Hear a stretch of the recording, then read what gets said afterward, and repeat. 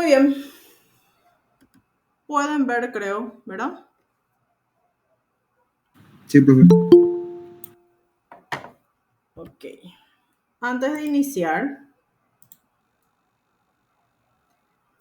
vamos a hacer un poquitito un recuento. La semana pasada habíamos iniciado rapidito lo que fue el imperio, ¿se acuerdan? Dimos una introducción más que nada. ¿Quién me puede hablar de esa introducción que dimos la semana pasada?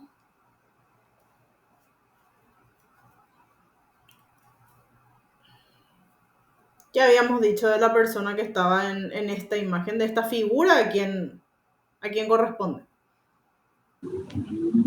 Augusto, profesora. Augusto, bien. ¿Cómo se llama Augusto? ¿Augusto se llama algo así o no? Octavio se llamaba. Octavio se llamaba. ¿Y por Cayo qué Julio César Augusto? Octaviano. Uh-huh. Es un título que se hizo poner él, Augusto, que significa bendecido por los dioses o por el destino. Perfecto. También habíamos hablado, yo ya les dije, les voy a volver a aclarar, les voy a volver a recordar que, claro, tenemos varios imperios, tenemos varios emperadores dentro de lo que es imperio. Yo les dije, yo no les voy a hablar de su biografía, a no ser que sea algo realmente relevante, porque para mí no vamos a terminar nunca si es que empezamos a hablar de la biografía de cada uno. Y solamente me voy a detener si es importante. Si no es importante, lo pasamos de largo. Ahora, ¿por qué les parece que Augusto es importante? Por ser el primero. Por ser el primero. Muy bien. Entonces, en esta unidad, que la vamos a dividir en dos clases, ¿verdad? Tenemos los siguientes temas, que son Augusto con su organización del imperio y por supuesto hablamos también de lo que es la Pax Romana.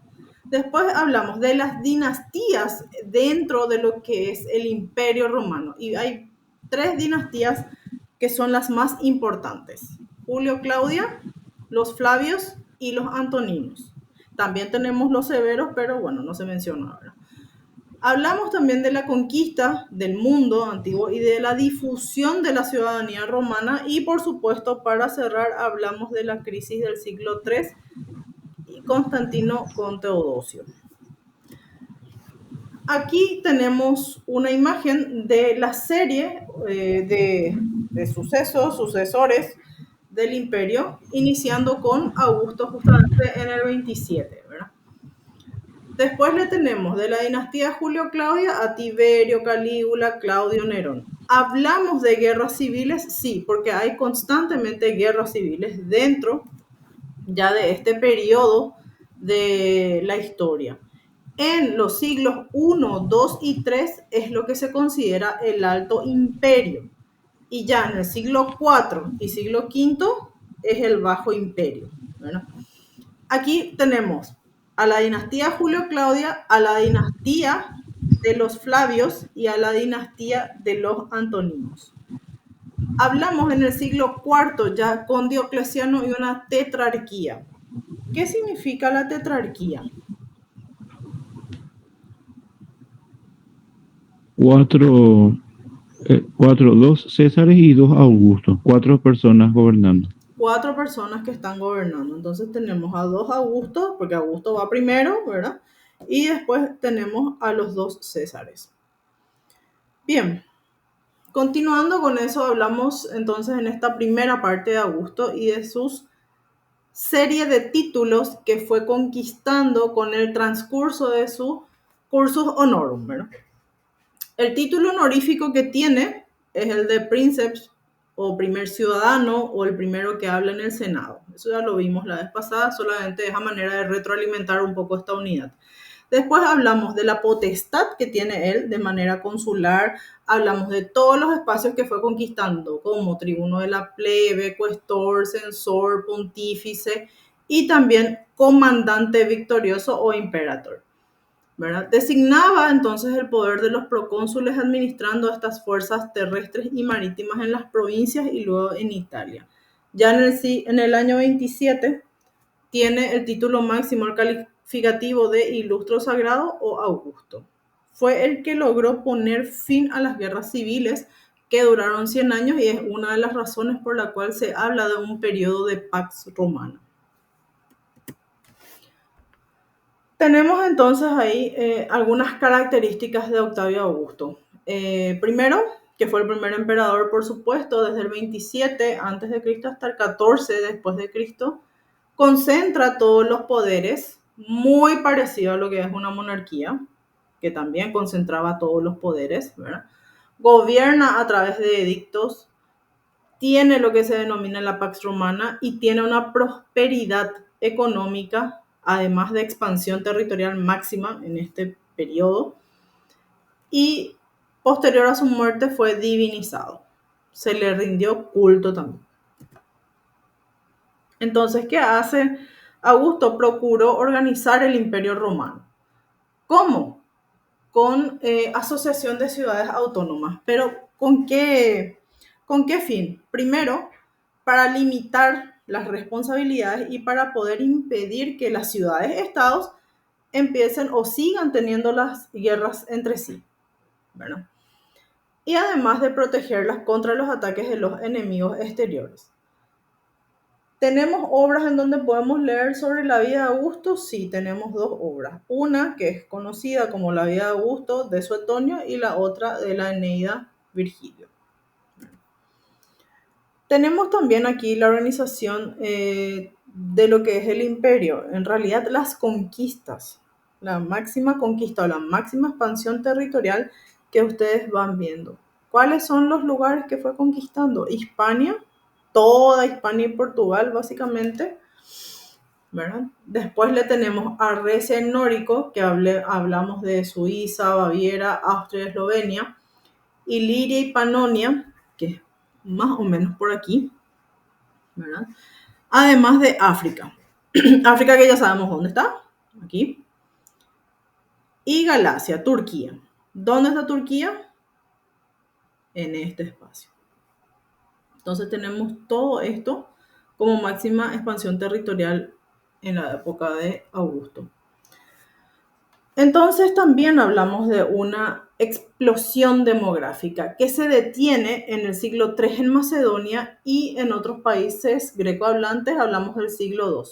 Sí, también se habla de una crisis que progresa en Italia en el siglo I y donde se habla de que hubo un pueblo que se multiplicó de manera notable, que es el pueblo de los judíos. Entonces, a medida que había más habitantes, entonces empezamos a tener necesidades administrativas por la expansión de Roma. ¿Por qué? Porque mientras más personas hay, entonces se necesita de alguna manera tener alguna persona que esté al frente para poder administrar el territorio, ¿verdad? Sin embargo, la solución no fue el aumento de cargos públicos, pero tampoco la duración o mayor duración de las funciones de los transitorios titulares. ¿Cuánto tiempo duraban en sus funciones? ¿Recuerdan ustedes?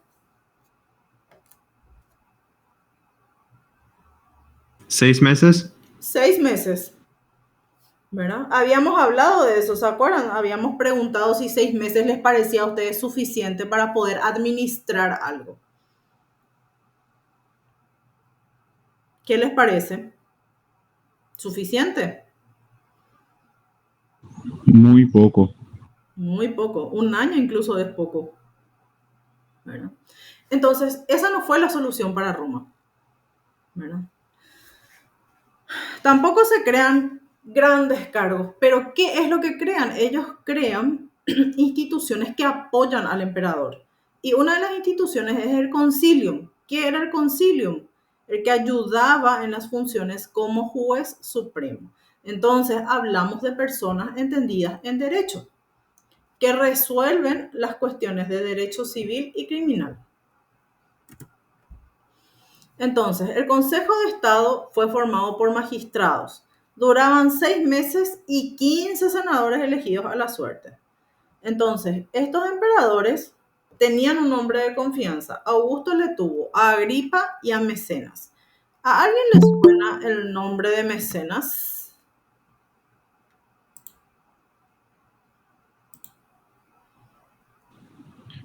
Mecenas fue una persona que se rodeó de muchas personas ilustradas para poder escribir para poder escribir una nueva leyenda sobre la fundación de Roma, porque a Augusto no le parecía tan bien la leyenda de la loba capitolina y esas cosas. Ujú. Y ahí le reclutó a Virgilio, a Ovidio, a Horacio, que son grandes exponentes de la literatura latina y universal también. Muchas gracias. Bien. Entonces, ¿cuál es el principal recurso al que apela el gobierno romano para remediar estas deficiencias? Es confiar las compañías o a compañías de ciudadanos privados el aprovisionar a los ejércitos, además de recaudar impuestos. Entonces, cuando hablamos de aprovisionar a los ejércitos, ¿de qué estamos hablando específicamente?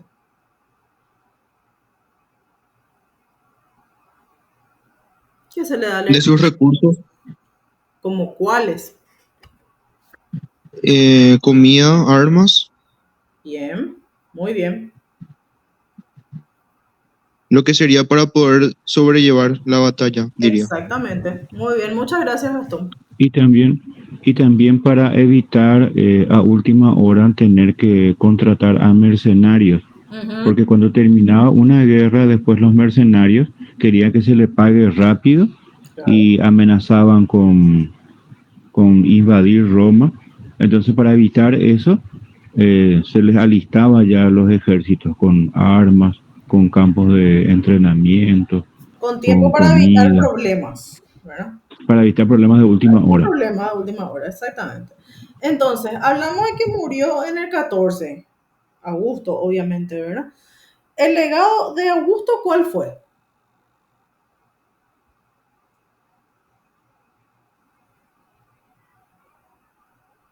El imperio Demo- en de- Oriente y en Occidente. Ujú. Ahora, ¿quién demostró que, demostró que, demostró que se puede vivir en paz. No es necesario estar peleándose toda la hora. Sí, conté que él varias veces peleó, ¿eh? Ojo, Sí. de igual forma.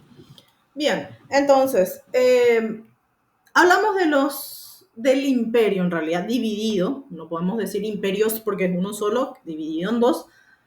Entonces, ¿quién me puede recordar cuáles eran los lugares en donde estaban este imperio? Porque hablamos de uno que está en dos lugares. El imperio de Oriente, ¿cuál era su capital? Constantinopla Muy bien, ¿y el de Occidente? continuó siendo Roma ¿Hasta cuándo? hasta el año 473, 476. Sí, 476. ¿Qué sucede con el imperio? ¿Por qué cae en ese año? Fue invadido por los bárbaros, por los godos, por los hunos y por los vándalos. Ujú. ¿Y qué sucede en 1453 con el imperio de Occidente? De Oriente, perdón. Cae, cae bajo el poder de los turcos otomanos. Muy bien, perfecto. Hablamos de las instituciones de la Roma imperial. Aquí le tenemos a Augusto, ¿verdad? Le tenemos a su senado que tenía 600 miembros, ese senado con provincias senatoriales. Ojo con esto. ¿Por qué? Porque hay dos tipos de provincias. Las senatoriales que estaban bajo los procónsules, hablando del senado, y las provincias imperiales, ¿verdad? Bajo gobernadores y que estaban dependiendo de quién.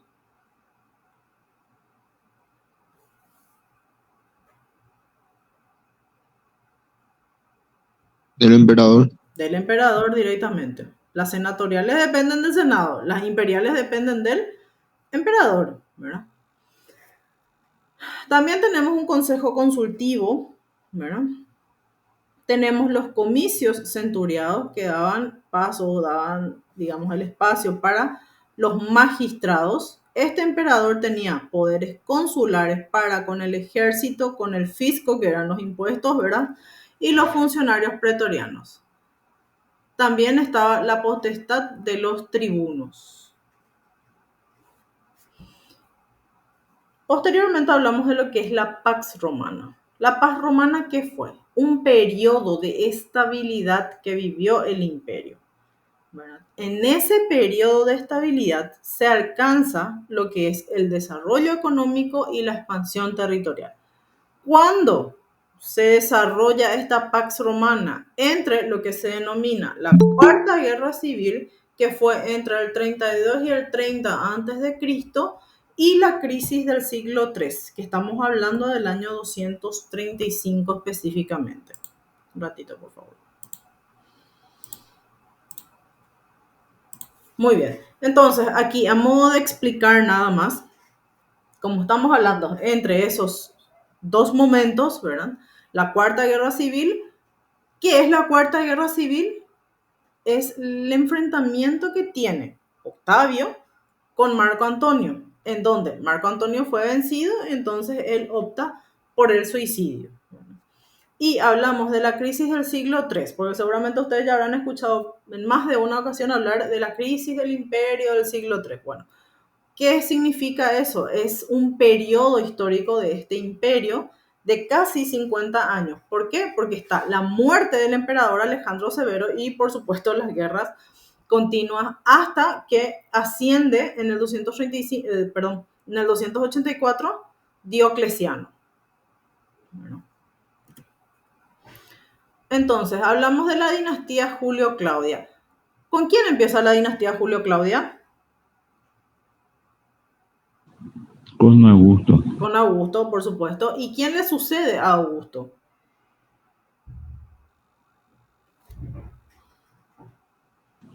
Tiberio, Calígula, Calígula, Claudio y Nerón. Son todos de la misma familia. ¿Verdad?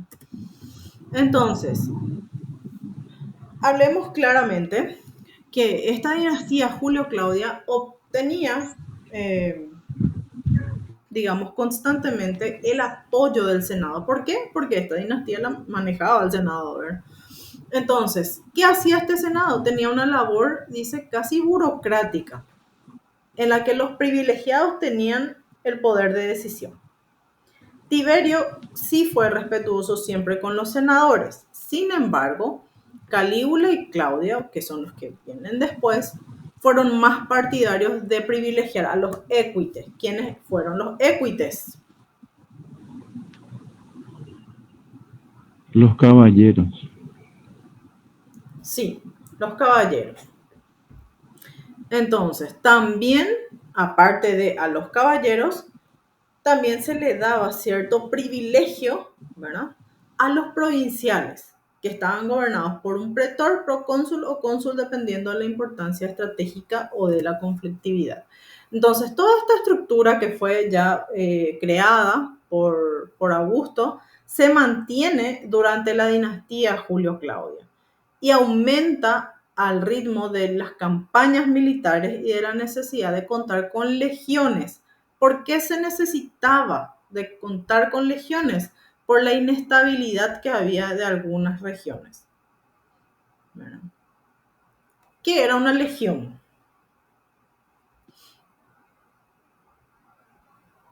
Era el conjunto de soldados. Sí. Profe, ellos así se instalaban en las zonas y eso, ¿verdad? Tipo Sí. para Sí. controlar el lugar y así, ¿verdad? Sí.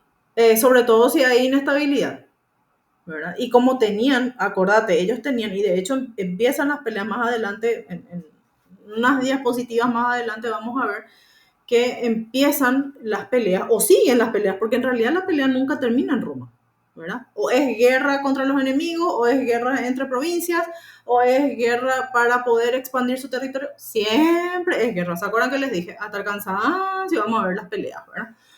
Entonces, digamos, no te voy a decir se estabilizaban, pero te voy a decir, estaban presentes en una determinada región para poder controlar esa región. ¿Por qué? Porque las regiones eran rebeldes. Hay algunas que no estaban de acuerdo con Roma y que querían salirse o independizarse, ¿verdad? cosa que Roma tampoco iba a aceptar. Entonces hay diferencias constantes, ¿verdad? Y en una de esas guerras, porque acuérdate que hay muchas guerras civiles también, y esa es justamente es parte también de esto. Entonces, como hay esas guerras civiles, se dan cuenta con el tiempo que no es solamente Roma la poderosa. ¿Por qué?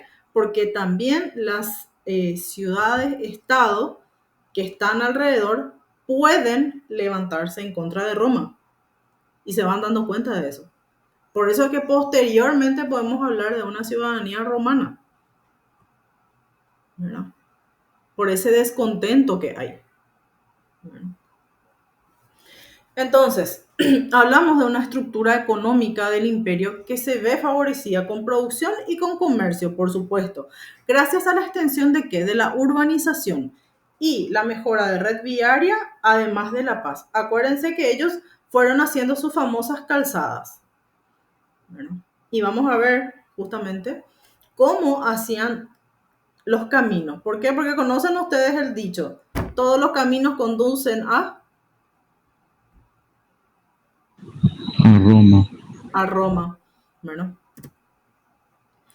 las calzadas entonces en la Roma imperial. Tenemos aquí cómo ellos preparaban las calzadas y tenemos, creo que es muy pequeña, así que les voy a agrandar un poquitito. No sé si se ve bien ahí. ¿Pueden ver?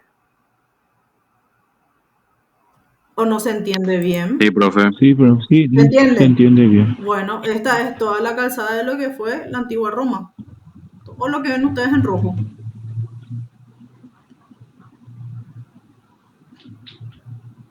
¿Verdad? Creo que hay un programa o una aplicación, ustedes me van a corregir, en donde se puede ver la calzada de Roma antigua. No sé si llegaron a escuchar o a ver en internet. Se siguen usando, bro. Uh-huh. Sí, pero hay creo que un mapa o algo así que vos podés, digamos, entrar en la aplicación y podés ver los caminos o algo así. Algo así era que leí, que me pareció muy interesante. Bien, y hablamos por supuesto de la economía, que no es algo menos interesante, ¿verdad? Entonces, ¿cuáles son las actividades básicas para la economía? Por un lado le tenemos a la agricultura y por el otro al comercio. Cuando hablamos de agricultura, ¿qué introduce la agricultura? Las nuevas técnicas. ¿Y dónde se practicaba? Se practicaba primero estas nuevas técnicas, por supuesto, con nuevas herramientas y se extiende a los cultivos. Se practican en pequeñas propiedades, pero también en latifundios. ¿Dónde estaban esos latifundios? Alrededor de las villas. Ahora, ¿qué significa un latifundio? Una Los extensión lugares, grande de terreno. Bien, Gastón, ¿vos también querías decir algo? lugares rodeados de agua, puede ser. En realidad es una extensión de tierra muy grande. Es un lugar para explotación agraria. Sí, es para explotación agraria. Vos sos Acosta, ¿verdad? José. Sí. Ok. Cosa, Sí, no les veo pues yo solamente puedo ver mi imagen, mi diapositiva, pero por sus voces ya les reconozco por lo menos. Entonces, son grandes extensiones de tierra, así como dicen los compañeros, para poder justamente practicar esta agricultura. Por eso decimos, es un latifundista cuando tiene varias hectáreas. Y no te estoy hablando de pocas hectáreas, Gastón, te estoy hablando de extensiones muy, muy grandes, ¿verdad? Te estoy hablando de muchas, muchas hectáreas juntas, ¿verdad? Dale, profe, gracias. Dale, querido, cuando quieras. Después hablamos del comercio. El comercio, ¿cómo o por qué fue favorecido? Por la Pax Romana, que es el periodo de estabilidad que dijimos. Entonces, como hay periodo de estabilidad, hay un periodo de florecimiento. Tiene como centro Roma, que importaba las materias primas, que estas materias primas a su vez eran procedentes de las provincias y se desarrollaba por vía terrestre a través de las calzadas que acabamos de ver, ¿verdad? O de la vía marítima también, que por eso es que construían ellos los famosos puertos. Usaban una moneda única. Aquí tenemos una imagen de lo que fue el Imperio Romano bajo la soberanía de Roma y las anexiones territoriales desde Augusto, Nerón y en la época también de Trajano. Lo que está en gris son los límites del imperio.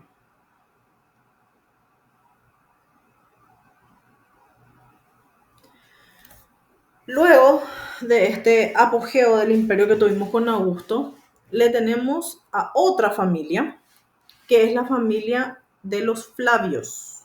Y luego vamos a hablar de los Antoninos. La familia o la dinastía Julio-Claudia desaparece cuando se suicida Nerón en el 68. Después del 68 se desencadena una guerra civil de diversos ejércitos provinciales, que es lo que veníamos hablando, ¿verdad? Roma entonces presenció la caída, el nombramiento y caída de 4 emperadores de manera seguida: Galba, Otón, Vitelio, hasta que queda Vespasiano, ¿verdad? Entonces, esta crisis que tenemos aquí y que hablamos de los 4 emperadores que suben y que después otra vez se les saca, ¿verdad? Pone de manifiesto o muestra, ¿verdad?, que las fuerzas del régimen no estaban solamente en Roma, sino también en lo que son los ejércitos provinciales, es decir, las provincias.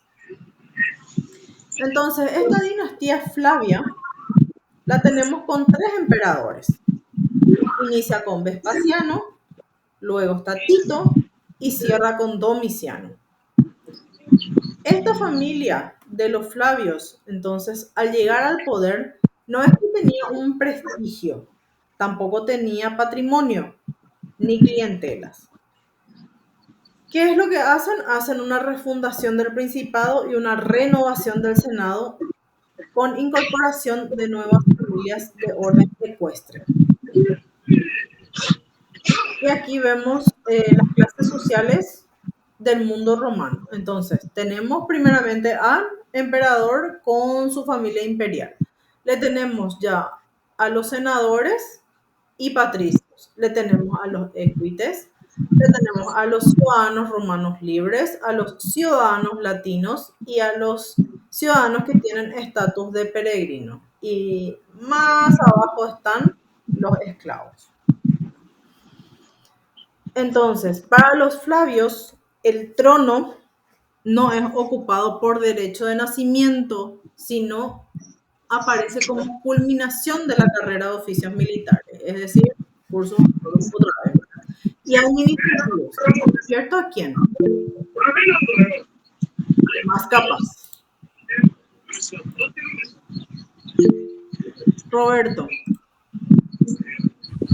No, y justamente eso, profesora, ellos fueron la familia Flavia, no fue una familia descendiente de las familias senatoriales de los fundadores de Roma, ellos eran hispanos, ellos no descendían de los fundadores de Roma, fue la primera, los primeros gobernantes que no eran descendientes de los fundadores de Roma. Sí, exactamente. Gracias, Roberto.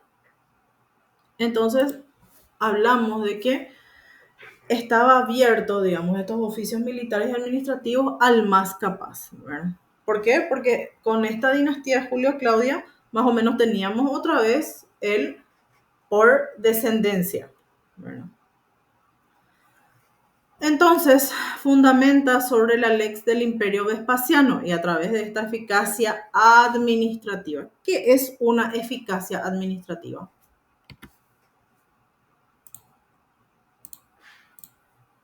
Les pregunto.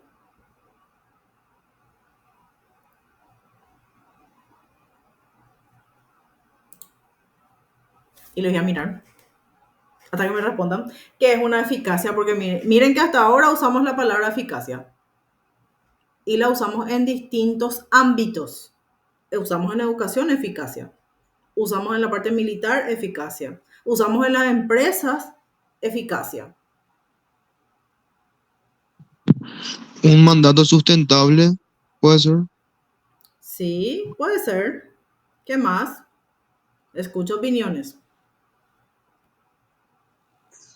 Actuación necesaria para lograr los objetivos propuestos en tiempo y forma. Exactamente. Entonces, poder lograr los objetivos o las metas que se tiene uno hasta cierto tiempo o en un cierto tiempo. Si vos tenés una fecha límite para poder presentar algo, lo haces, ¿verdad? Presentás en tiempo y presentás en forma. Esa es la eficacia. Cuando hablamos de eficiencia, porque eficiencia es una palabra que viene unida a la eficacia, cuando podemos hacer lo mismo, llegamos a nuestros objetivos, pero con recursos limitados. La eficacia no habla de recursos. Vos podés tener todos los recursos a disposición. Sin embargo, la eficiencia te dice, podés lograr los mismos objetivos, pero con menos recursos. Esa es la diferencia entre eficacia y eficiencia.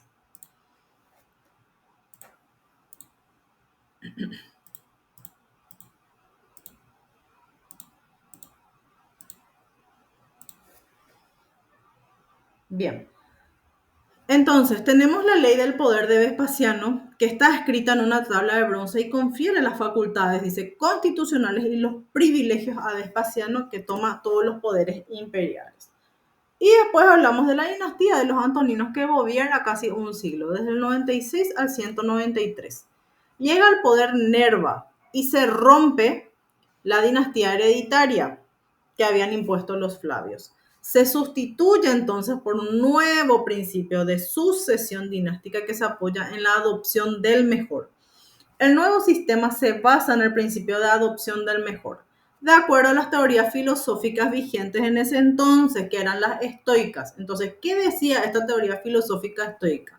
La sucesión del poder debía estar determinada por virtudes morales y capacidad política, no por vínculos de parentesco. Esa al menos era la máxima de estos antoninos, ¿verdad? Entonces, Nerva, ¿qué se propuso? Conseguir la estabilidad del imperio. Reduce el gasto público, aligera la presión fiscal, aumenta durante ya el reinado de Domiciano, dice, esta presión fiscal porque había problemas fronterizos y lleva a cabo las medidas para aumentar la producción y aliviar la crisis. Mediante entonces una nueva ley agraria, proporciona tierras de cultivo para los campesinos sin tierra. Cuando muere Nerva, sube al poder por primera vez un romano de origen provincial, Trajano, que nació en Itálica y que procedía de una antigua familia de origen italiano. Los grandes gastos requerían prestar atención a la política financiera para poder garantizar el correcto funcionamiento de la administración imperial.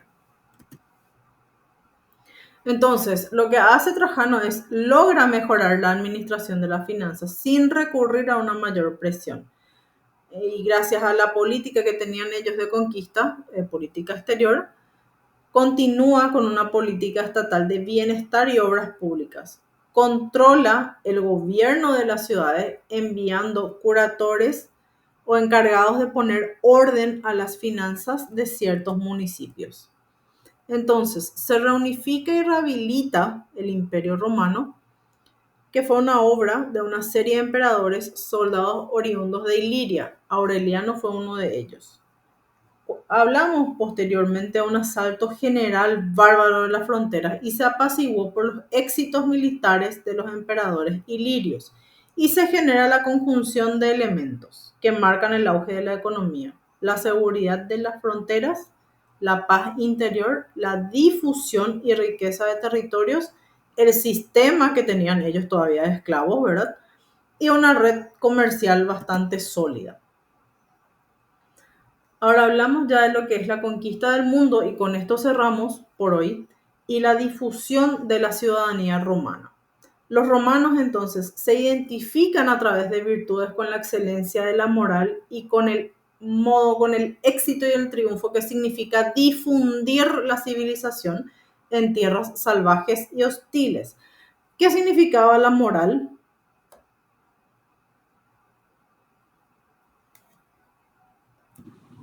Las buenas costumbres que eran dignas de imitarse y de exaltarse.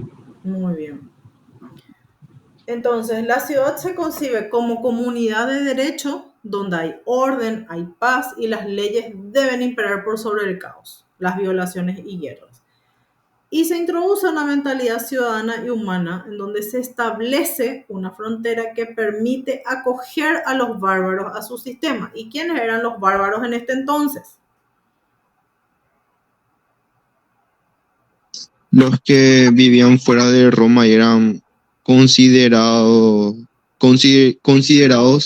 personas no civilizadas. Perfecto. ¿Por qué? Porque no tenían sus mismas costumbres ni su idioma. Es decir, todo lo ajeno a mí o a mi costumbre, para mí es bárbaro, ¿verdad? Entonces ellos le llamaban bárbaro a los que no eran de la ciudad de Roma o del imperio de Roma.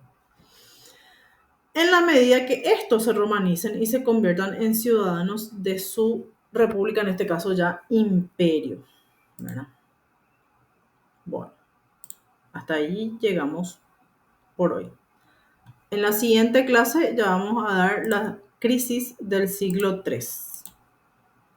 Hasta aquí, Profe, una ¿alguna consulta. pregunta? Te escucho. Sí, el PowerPoint todavía no está en la plataforma o ya está disponible. No, todavía. Dale, profe, gracias. Dale. ¿Otra consulta?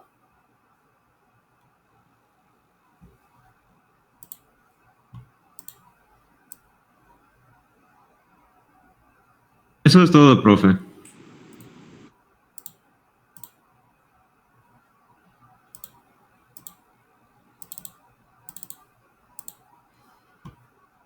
Muy bien, se entendió bastante bien entonces. Sí, profe. Qué bueno, me alegro, porque esto va a salir en el examen final.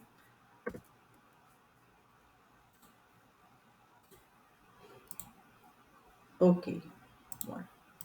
Tenemos entonces un receso de 5 minutos a 10 y volvemos para arqueología, ¿les parece? Dale. Dale, Bueno, profe. genial.